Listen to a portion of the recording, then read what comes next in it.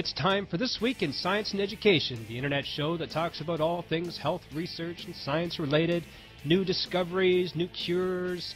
How do we take this information and how do we make it relevant for the teachers and students in today's classroom? We're going to find out next. Stay tuned for This Week in Science and Education.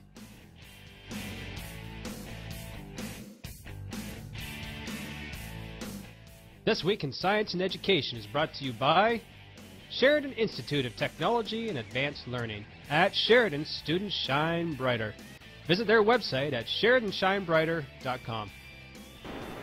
Hey everyone, it's time for This Week in Science and Education. This is your host, Kevin Cougler.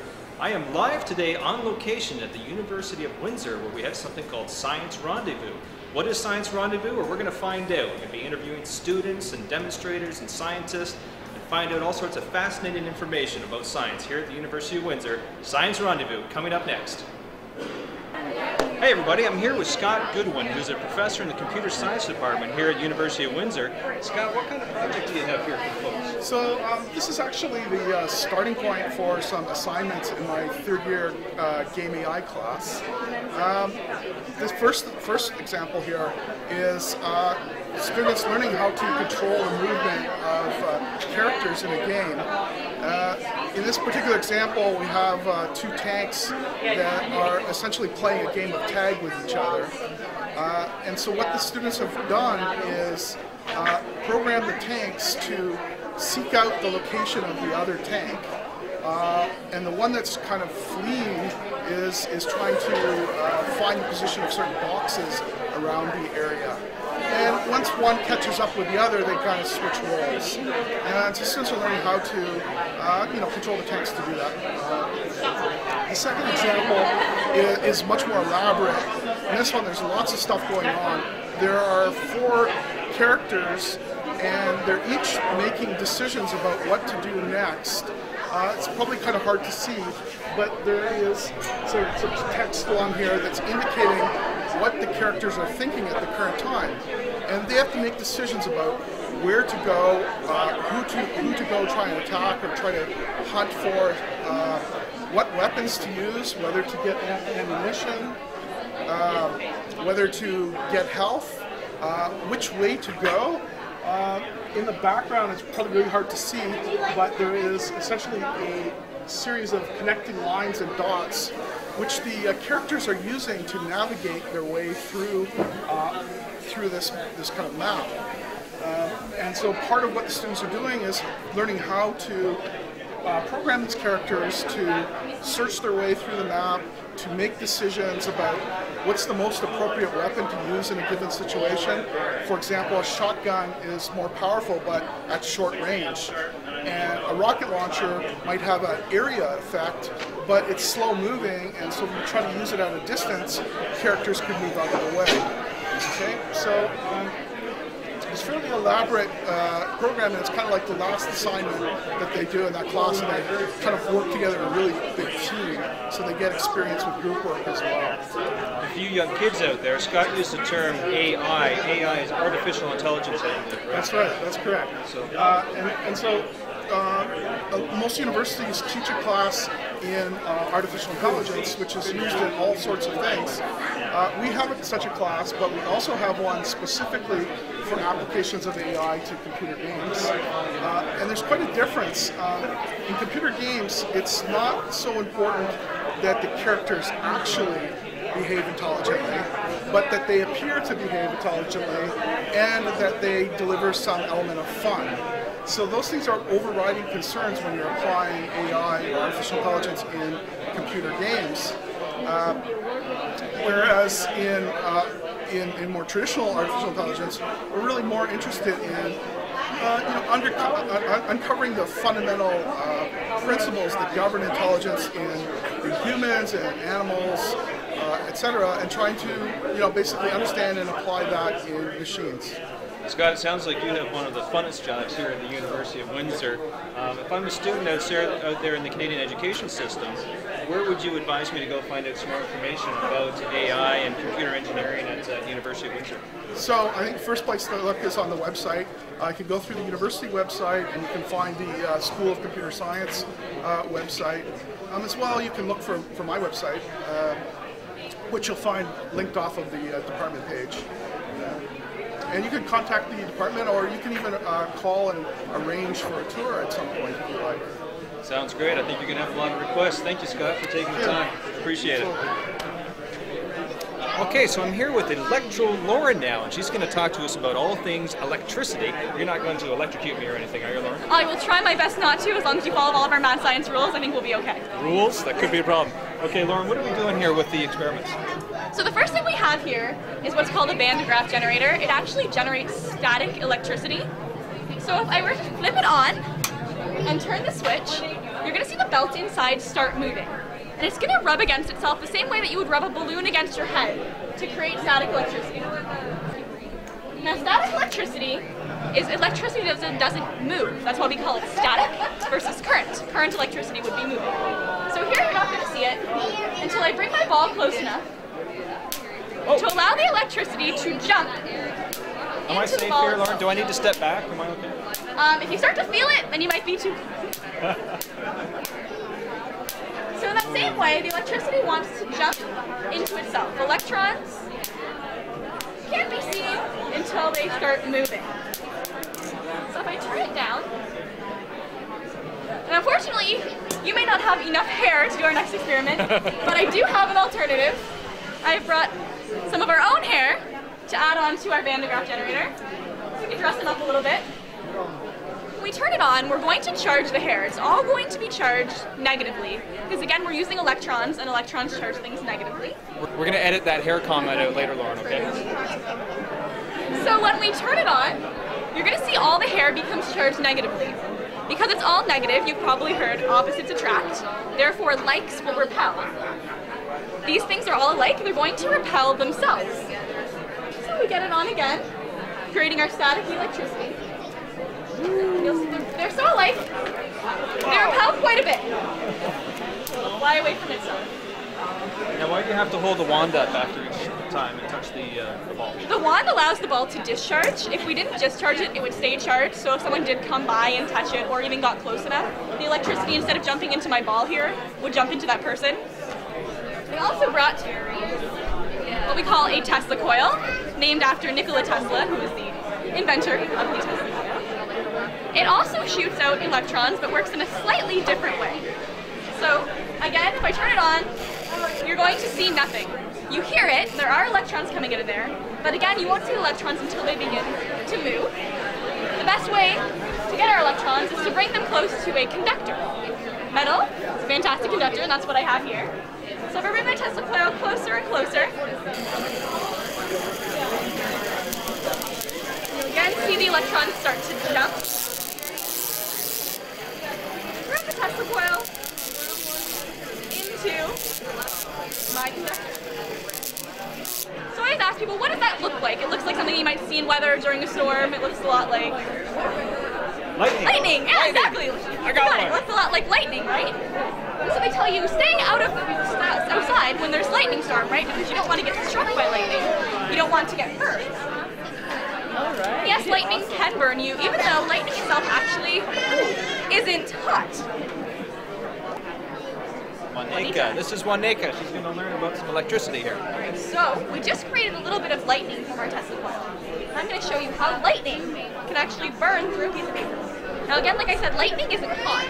So it burns it by moving the particles so fast that they actually burn themselves.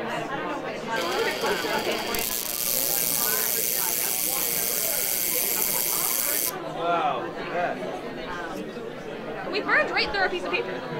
I'm going to ask you, what usually gets left behind when we burn through something?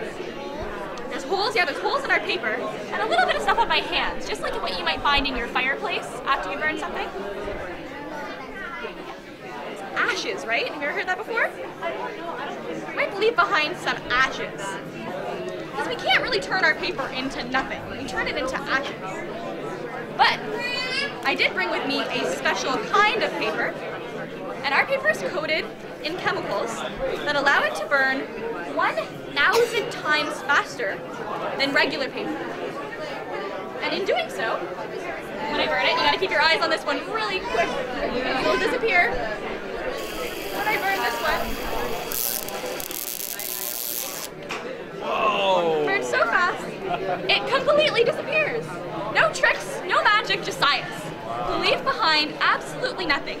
Our paper burns so fast that it actually allows it to evaporate immediately. Alright. So I always like to end the show with a bang, that's what I call it. You see when I click that? A little tiny spark there? A little tiny electrical spark. So that's another kind of our lightning, we're going to call it. But what usually accompanies lightning? We get lightning, what comes with it? What's the sound? Thunder, right. Thunder. So we can't have lightning without thunder. And the thunder is created from the pressure. So if we put some pressure over top of our lightning, we can make some thunder. So we are going to count this one down. It's our big end to our show. So Lauren, why were you looking around before you started this? You're making me nervous. I think you'll have to see in a minute. I think we'll be okay. We've got enough headroom here that it'll work out. Okay. 3, 2, 1. Whoa! That's our end with a bang, as we like to call it. Our thunder, our lightning. Lauren, that was fantastic. What a great experiment. But you also represent another company, Yes. Mad Science. Tell us a little bit about that. So Mad Science of Windsor, we are the leading educator in after-school science programs and after-school fun for kids. So we travel around to different grade schools, we do after-school programs with the kids, we do birthday parties, special events, anything you need us for, we'll be there. We also do summer camps, which is coming up. Great. So. And where can we get more information about Mad Science? Yeah, pretty easy website, www.madscience.org. And our branch is Windsor, so it would be /Windsor. Electro Lauren, everybody. Thanks, Lauren. Thank you. Hey, everybody. We're here with Anmol and Marissa. They're from Sandwich Secondary School, and we're going to talk about robotics. Anmol, tell me a little bit about what you're doing here. Alright, so we're a high school team based in LaSalle, Ontario, and we're from Sandwich Secondary School, and we participate in an event called First Robotics. So there's thousands of teams across the world that participate in this event, and every year we get a new challenge. This year, we have to put inflatable tubes onto a rack. So every year we get our competition in January, and we have 6 weeks to build a robot. And after those 6 weeks, we have to leave the robot and we can't touch it again until competitions. So this is what we got this year. We were able to pick off the ground and put it to all the heights of the racks. The special part of the game is at the end, where we have to put a mini robot and make it climb a pole, and it's a race. So the fastest, first one to reach the top wins, so it's the fastest possible. Great, so we're going to do that now. Let's see the robot. This is our robot. Mini robot. Did you get that? Super. And what does this one do over here? Well, this is our main robot. So we have a 2-minute match, and for the first minute and a half, this one drives around, puts tubes on these racks. Here's a smaller version. So we'll just give you a small demonstration of how a robot works. Okay, so I'm here with Aaron and Mike, and these guys are going to actually make this robot work for us. So, gentlemen, how do you do that? Well, we have a laptop that connects with the robot through internet signals, and we have controllers, which are right now Xbox controllers, and using different buttons, whatever, makes the robot and everything drive to how we want it. So the programmers make the program to get all that stuff working. So Aaron, when you say through the internet signals, do you actually mean through Wi-Fi? Yes, it is Wi-Fi, and the robot has the receiver on it. The signals go. Okay, super. Aaron, Mike, let's see how you guys make the robot go.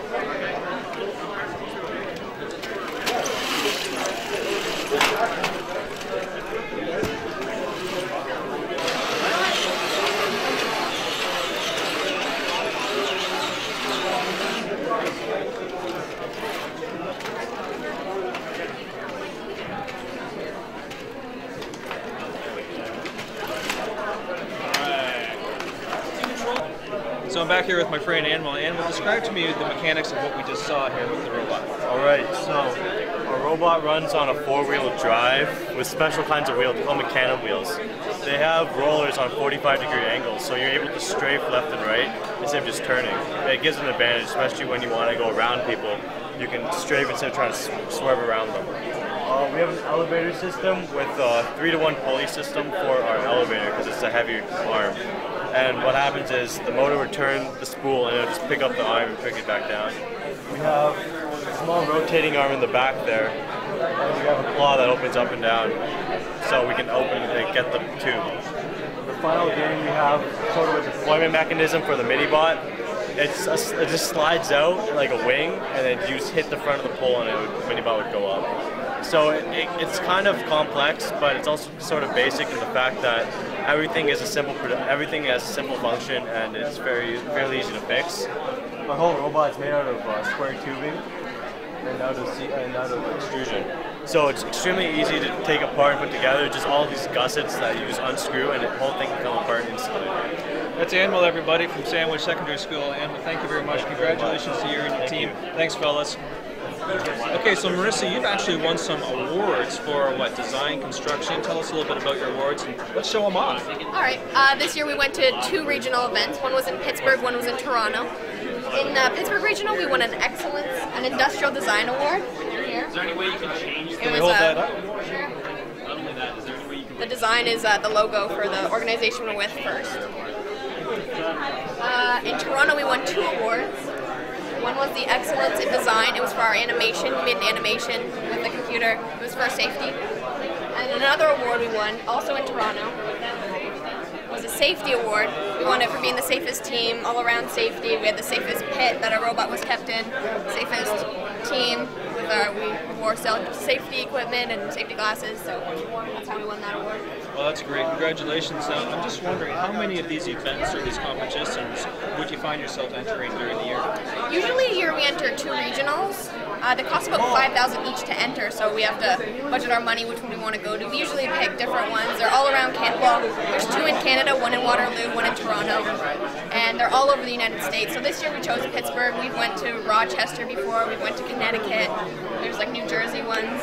So that's what we picked this year. And then usually the World Championships are held in, this year it was St. Louis. So there's about 300 teams there usually. Fantastic. Marissa, what grade are you in? I'm in grade 11. The robotics team is ages from grade 9 to grade 12. And if I'm out there and I want to get involved as a member of the robotics team, where would I go to find out some more information? Well, you can come to our school, Sandwich Secondary School in LaSalle, and we can teach you all about it. We could bring you, show you the robot, or you could go on usfirst.org, and it'll show you how to make your own team if you want to start one at your school, or even contact us. We'll help you start one at your school. Good for you. And I'm sure you'd be the first one to say that science is not just for boys. Look at the girls. Definitely. Fantastic. Super. Thanks, Marissa. Appreciate it. Thank you. So I'm here with Gary Rossi, and we just saw this fantastic exhibit with the robots. Gary, you've had a little bit of influence on the members of the team. What's your role? I'm one of the mentors for the kids. I help organize them with their different tasks that they have to complete during the 6-week build season that we have to build the robot. And do you have some experience in robotic design?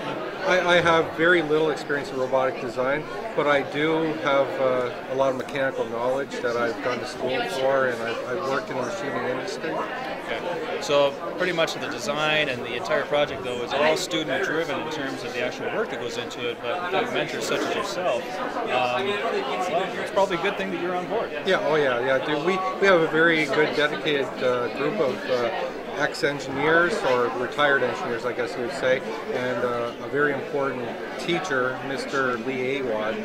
Without him, this program wouldn't work. He's the only teacher that's really involved with the team on a continuing basis, and he spends countless hours throughout the year with these kids, helping to get the robot built and operate. Well, thanks to him, and thanks to you, Gary. You must be very proud of your team with the awards they've won and how they've done in these competitions. Yeah, they've done significantly better than any team we've had, and this is our 10th year on the team. Thanks, Gary. Thank you. Appreciate your time. Thank you. So I'm here with Bishwash. Bishwash is a 4th-year student at the Faculty of Nursing at the University of Windsor. Bishwash, tell us a little bit about what your project is behind us here. So the project that we have behind us is about fall safety, and it's more focused on fall safety with our older adults population. I did some research and I found out that 1 in 3 adults over the age of 65, they fall each year.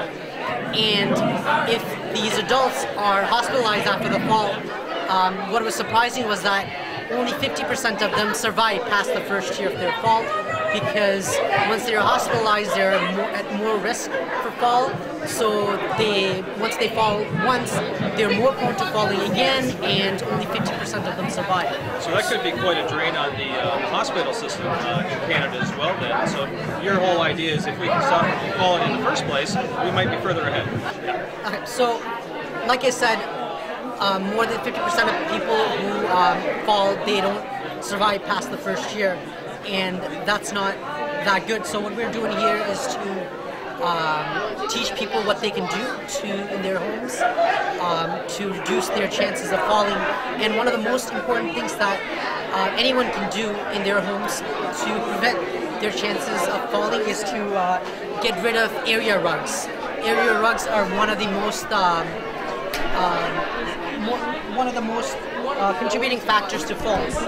So here it's on a carpet surface, so you don't really slip. But if it were on a hard wood floor, or if you were somewhere else, the chances of you falling is very high.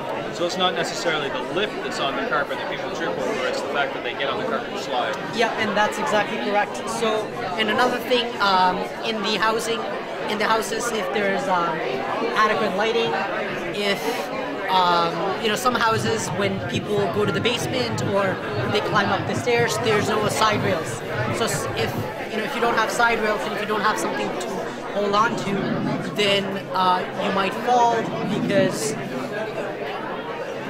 the chances of you falling would be increased. So what we were trying to do is trying to get people to install side rails in their houses, in the stairs, so that the chances that they would fall would be decreased.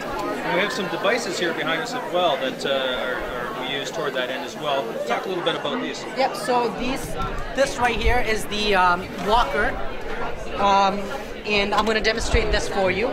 So let's say if my right leg was injured, then a lot of people, let's say after they're injured, they get these walkers, but they don't know the proper technique to use these. So while they're using these, they might fall again because they're using the improper technique. So the proper technique to use this is to, if my right leg is injured, is to move this forward and just slide my weak or injured leg forward, and then just do this. So the walker first, then my injured leg, and then my strong leg. Walker, weak leg, and strong leg. So that's what you do with this one right here. Yeah, sure, let's show another one. What else have you got? Okay, so what we have is, we have these crutches. And what you want to be aware of is that, a lot of people, they get the crutches, and again, same thing with the walker, they don't know how to properly use it. So the crutches, the way you have it, the way you use it, it should be a couple of fingers below your arm, and you shouldn't be putting all your pressure on it, because if you put a lot of pressure on it, it might damage some of the nerves. And when you are walking, you shouldn't be bearing all or putting lots of pressure here. So what you should do is, let's say again my right leg is injured, then you move the crutches forward and slide the injured leg, and then you move the strong leg. So the crutches, the weak leg first, and then the strong leg. All right. So if I was to try this out here, Pish Pish, what's the first thing you would point out about the problem here? First of all, it's not the proper size for you. It needs to be a bit taller, because you are taller than me. So it can be adjusted. Another, pretty much that. Try to okay. learn.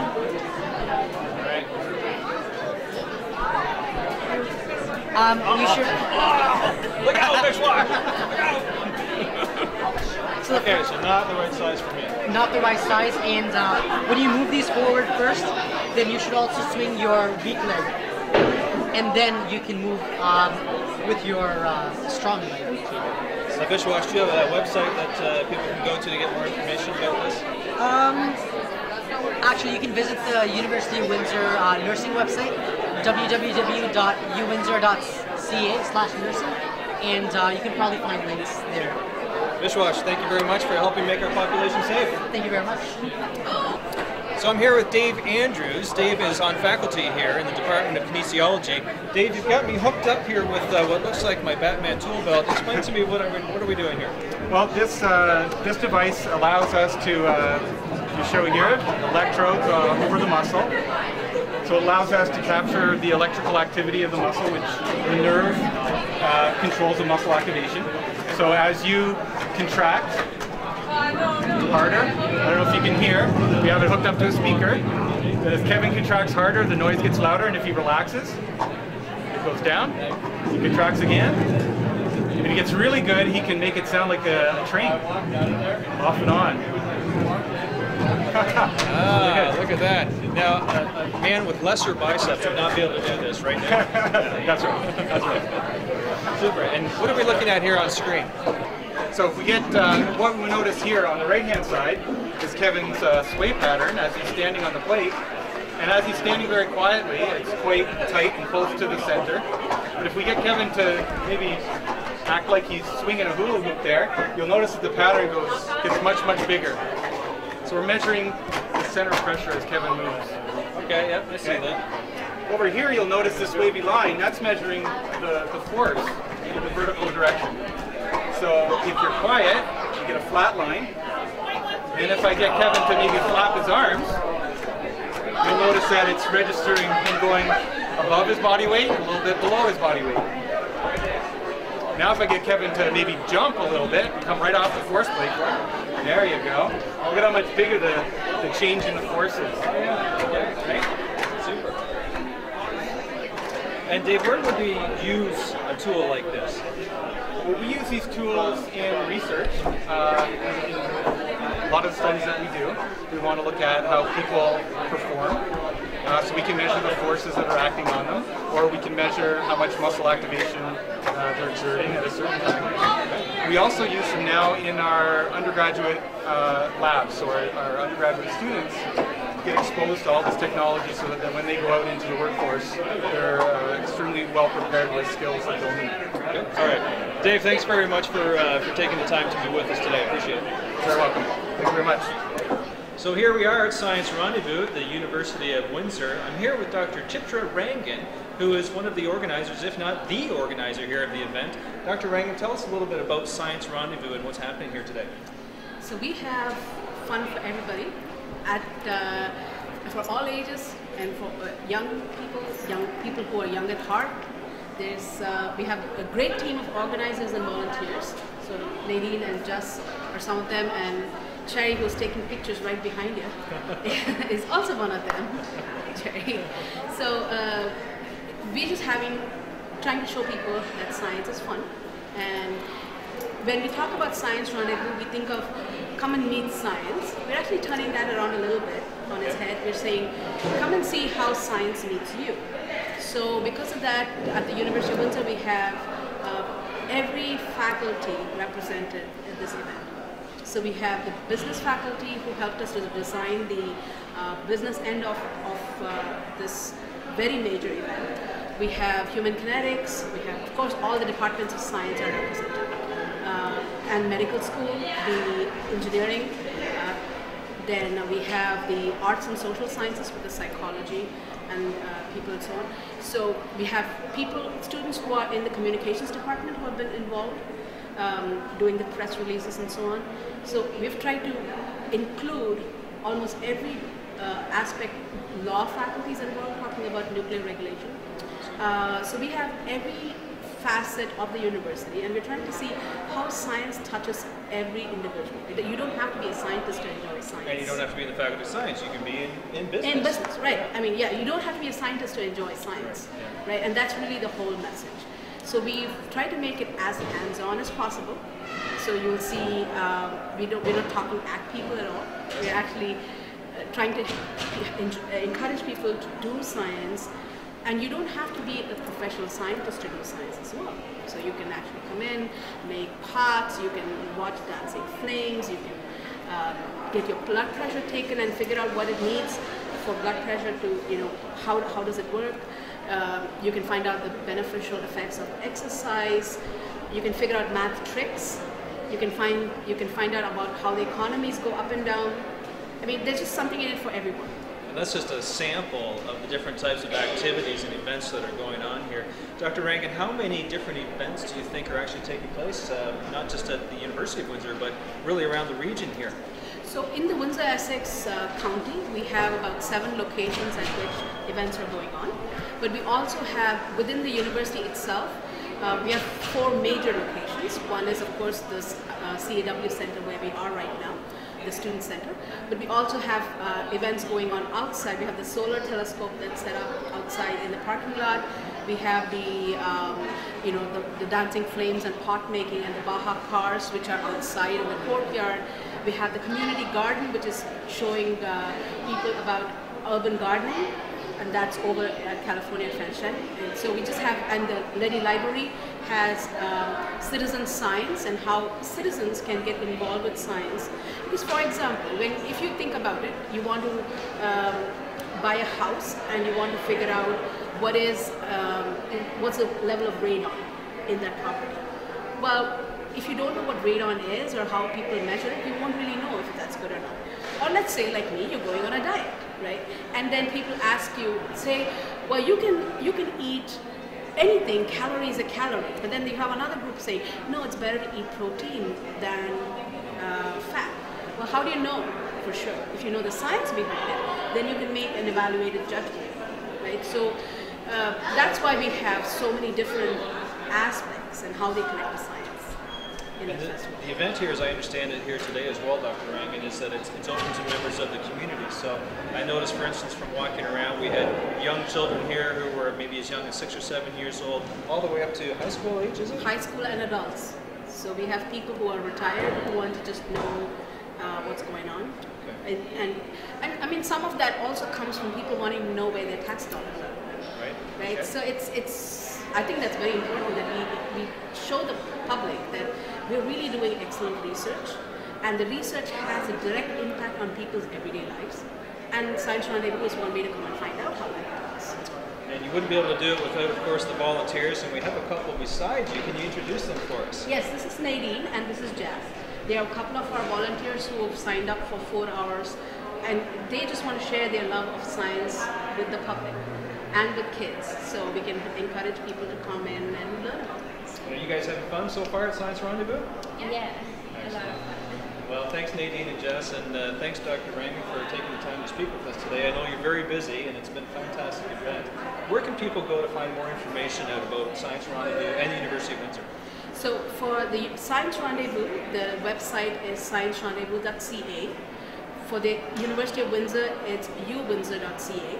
And Science Rendezvous at the University of Windsor is sciencerendezvous.ca/2011/Windsor. Wonderful. Thanks very much. We look forward to the rest of the day. Thank you very much. So I'm here with Tim Wong. Tim is a 4th-year student here at the University of Windsor. Tim, tell us a little bit about your project here. What are we looking at?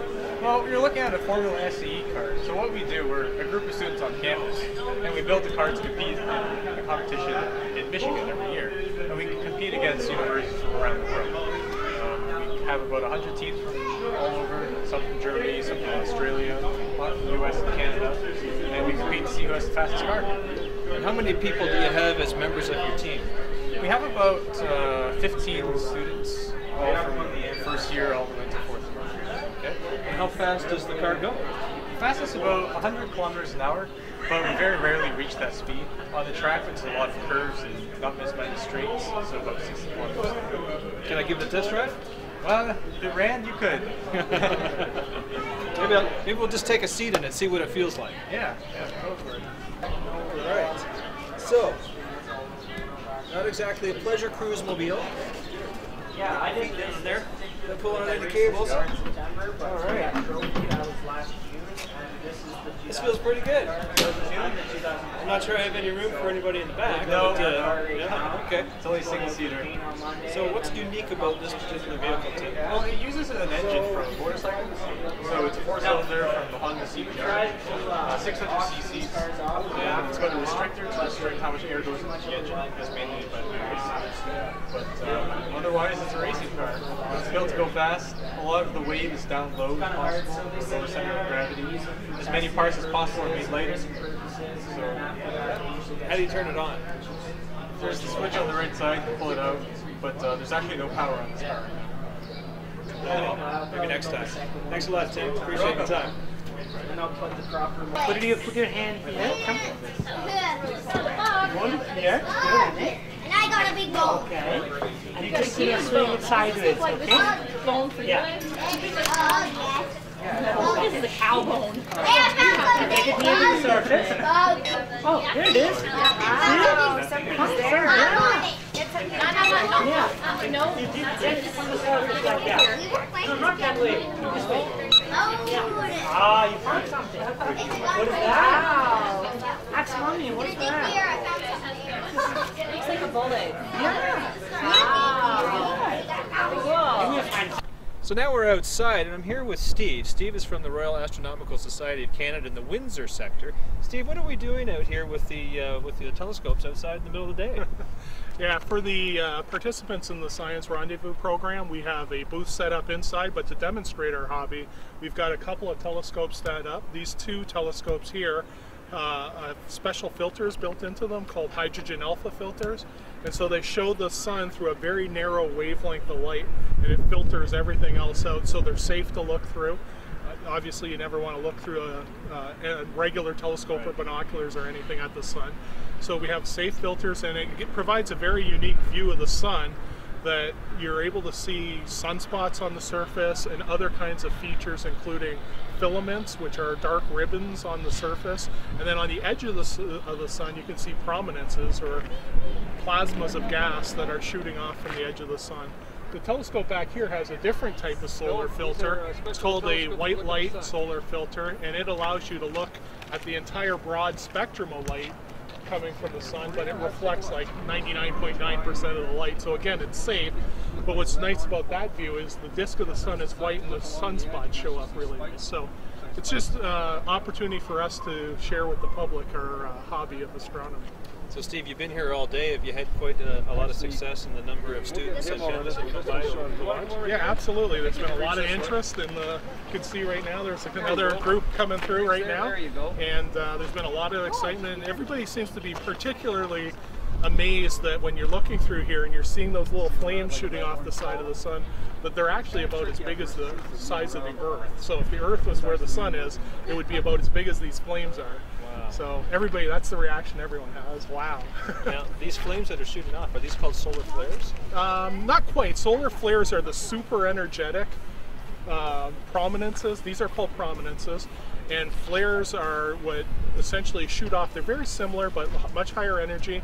And when they're directed towards the Earth, they actually interact with the Earth's magnetic field and cause the northern lights or the aurora borealis. Okay. Well, let's have a look.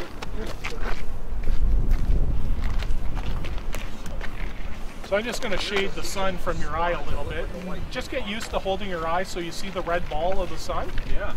And just get used to holding your head steady, and then you should be able to see the details I described on the surface itself, a couple of sunspots and those filaments of dark. Yep, I certainly do. And then look around the outside edge, in particular around 9-10 o'clock position, you should see the prominences I described. That's amazing. I've certainly never seen the sun like that before. Steve, thank you very much for your time. We appreciate it. Thank you. Good times.